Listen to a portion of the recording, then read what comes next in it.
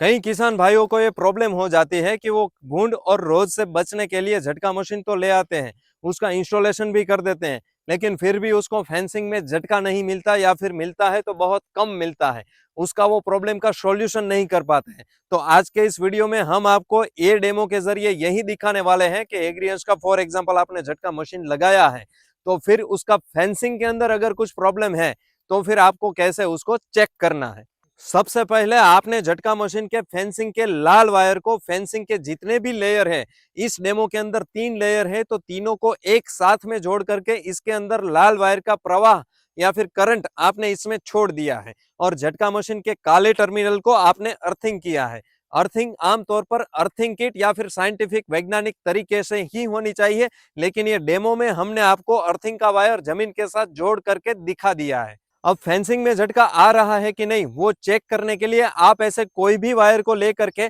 उसका एक पॉइंट आप फेंसिंग के में लगाएंगे और दूसरा जो पॉइंट है वो आप जमीन के साथ टच करेंगे तो झटका लगेगा और उससे आप तय कर पाएंगे कि झटका फेंसिंग में आ रहा है कि नहीं आ रहा है।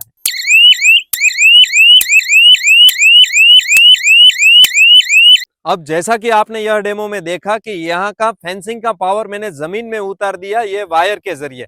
तो जिस तरह से यह फेंसिंग का पावर जमीन में जब उतर जाता है तो उसके बाद की फेंसिंग में किसी को भी कोई झटका नहीं लगता है, क्योंकि उसके आगे ही सारा पावर जमीन के अंदर चला गया है। उसी तरह से जब कभी भी किसान की ये फरियाद रहती है, ये कंप्लेन रहती है कि हमारे खेत के अंदर जानवर घुस जाते हैं, उसको कोई झटका भी नहीं लगता है, हालांकि मशीन तो चालू ही होती है। तो फिर मेरा कहने का मतलब यह है कि आप अपनी फेंसिंग को जरा सा चेक कर लीजिए। अगर उसके साथ उसका कोई इंसुलेटर टूटा हुआ है या फिर तार ही टूट के नीचे गिर गई है या फिर कोई टहनी या डाली के जरिए अगर इसका पावर जमीन में घुस जाता है, सारा पावर लीकेज होकर के जमीन में चला जाता है, तो फिर उसके आगे किसी भी जानवर को या फिर किसी भी इंसान को कोई भी किसी भी तरह का झटका नहीं लगेगा। तो यह वाले केस में आपको अपने फेंसिंग को फिर से चेक करना पड़ेगा, उसमें अगर कुछ गड़बड़ है तो उसको सुधारना पड़ेगा।